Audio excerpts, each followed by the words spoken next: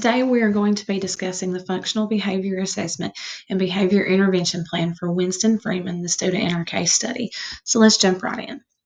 As you can see with the Functional Behavior Assessment, Winston J. Freeman is a 6-year-old first grade student at Fountain Elementary School.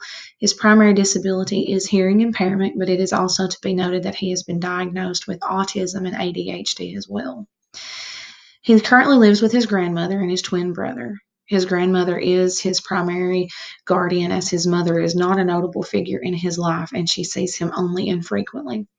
His personal interests include robots, dragons, and basketball.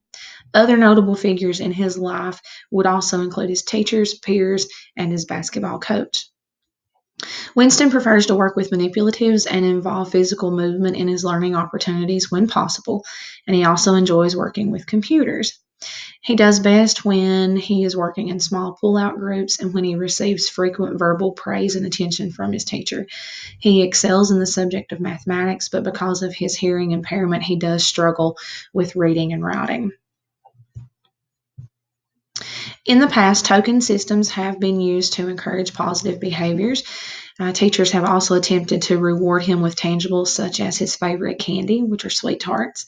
However, the token systems and the candy have lost their effectiveness as the school year has went on, and so we're going to need to replace that with something of more value that would give him more reinforcement to perform the desired behaviors. So what does his behavior look like? Currently, Winston will desire attention from his teacher when he's encouraged to work independently. If that teacher has something else she needs to do during the student's independent work, or if she's perhaps assisting another student, he becomes upset with that and he engages in off-task behavior, whether it's simply refusing to do the work, tearing paper off of crayons, roaming around the room, staring out the window, anything except what he's supposed to be doing. At times, his off-task behavior does escalate to disruptive outbursts in the classroom, which affects other students' learning opportunities as well. We've been given data that shows during a 1-hour period, which is representative of what his behavior would be like throughout the entire day. In that 1-hour period, he was off-task 6 different times for an average of 4.2 minutes. He was off task for a total of 23 minutes, which is 38% of his instructional time. We do need to note that his off-task behavior never occurs during computer class or recess, but it occurs frequently during math and reading classes.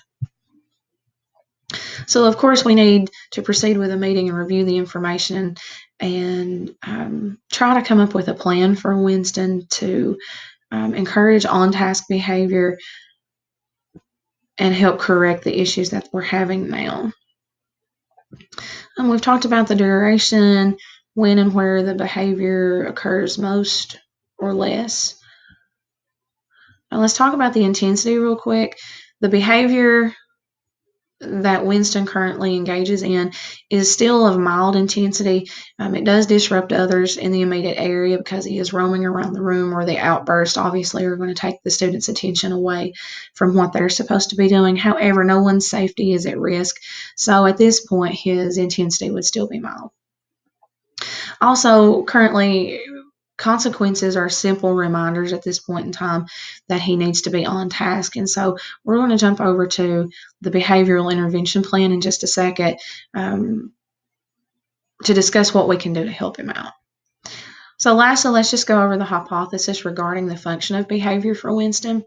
So the hypothesis would read, during or when Winston does not receive the immediate attention he desires, the student refuses to work, claims incapability to complete assignments, and engages in outbursts to access and gain teacher attention. So again, what we're dealing with is Winston claiming that he can't do the work even though he's already shown mastery of the skill, to the simple refusal to do anything, and sometimes escalating into disruptive outbursts just to gain the teacher's attention. So of course, a new behavior plan would need to be developed, and that's what we're going to jump over to now. The behavior intervention plan, scroll up to the top, again just shows his basic information, his learning styles, when and where the frequent behavior happens. So we're going to scroll on down and talk about the function of behavior and the replacement behavior. Again, just to reiterate, the function of the behavior is to access or gain teacher attention. And the replacement behavior that we want Winston to engage in is to remain on task with teacher-assigned work, waiting patiently for the teacher or assistant to assist him when he does desire their attention or does genuinely need their help. So what are we going to do to help him? So a specific plan to teach the replacement behavior. It would undoubtedly benefit him if the teacher could address Winston routinely, let's say every 5 to 7 minutes. Make a point to say, Winston, do you need anything? Winston, you're doing a great job. I see that you've already completed 5 math problems. That's great. Keep at it. Anything to encourage him and give him a little attention, but it helps to keep him participating in that on-task behavior. Secondly, we can provide consequences and reinforcers for that on-task behavior every 5 to 7 minutes, just like we did when we routinely address them. It can be done simultaneously together, and it should take a minute or less to do that. Lastly, let's provide some visual supports for asking for assistance. Let's have it posted around the room that you need to raise your hand and wait patiently for help. Let's have pictures perhaps taped to his desk that show student waiting patiently with their hand held high, or that they're working hard and he's reminded of what he's expected to do. Now, as far as the reinforcement system goes, we know that he desires praise, so perhaps that he could select the type of praise that he wants. I saw a teacher once who allowed her students to select the type of cheer that they wanted, and she had different ones, like a roller coaster cheer, and they would pretend that they would buckle their seatbelts and they would go over the roller coaster, and the entire class would participate and cheer for that student. Or she had another one that was Elvis, and they would pop their collars, and she would use an Elvis voice and say thank you very much. Anything like that would reinforce any of the students in the classroom, and that would make him not feel singled out as well. Another option that we would have is he likes to use manipulatives. So let's give him a bag of math manipulatives, and let's allow him to build a chain of manipulatives during the day for each time that he is participating in on-task behavior. So each time that he's engaging in his independent work as he should be, he can add a manipulative to the chain, and at the end of the day, he could earn a large candy bar instead of one piece of candy. Or maybe it's 5 extra minutes at recess, or 5 extra minutes to play a special game on the computer. We could also use something aligned with basketball. So we could have a picture of a little boy that's getting ready to shoot a basketball and hash marks showing the trajectory of that basketball going into the hoop.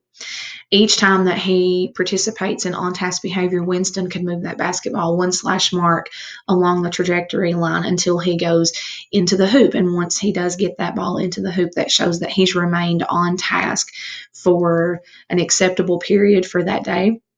And then he would again gain extra recess time, computer time, a candy bar, or whatever those other reinforcers might be.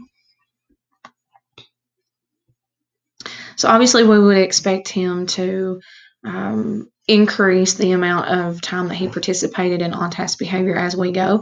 And as that happened, the fading procedures would include more infrequent verbal praise, less valuable rewards, things of that nature, just to slowly fade out the behavior plan when he is finally fully on track. Let's talk about how we're going to communicate this really quick. So a daily behavior checklist could be used and taken with him from class to class, and each teacher would be able to mark whether he's been on task, off task. They could put notes in for that. His grandmother could receive copies of this, and this could also be used in the meeting to evaluate whether the BIP is working or not. That meeting should happen probably about a month after implementation, and that would give everyone a chance to be able to say if it was working or not. Of course, Winston would also be informed of his progress, and he would see that every day. He would know that, hey, I'm getting these rewards, and so I'm doing really well.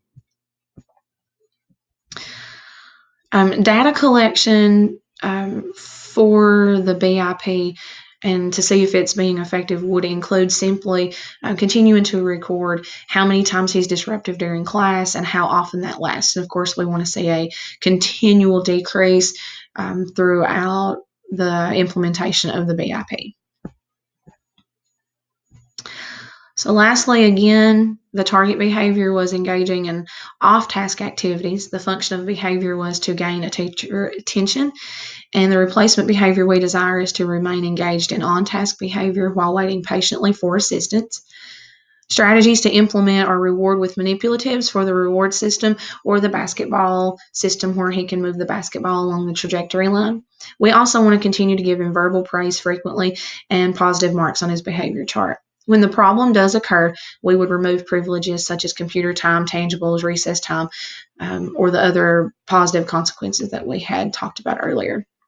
Again, the data to collect would simply be to continue looking at how often he engages in off-task activity versus on-task activity, and how long that target behavior is lasting. And again, we want to see a continual decrease for him.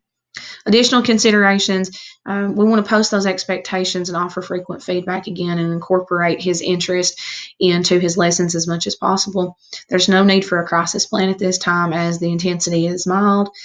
And we want to make sure that we communicate his progress to all of his teachers, other staff as necessary, his grandmother, and Winston himself. And again, this plan would need to be reviewed in 1 month among teachers and his grandmother to see if this is working for Winston. I hope this is a plan that would help a student in real life and would show great progress for a student to be able to engage in the on-task behaviors we've talked about, which would undoubtedly improve their chances at learning success. Thanks.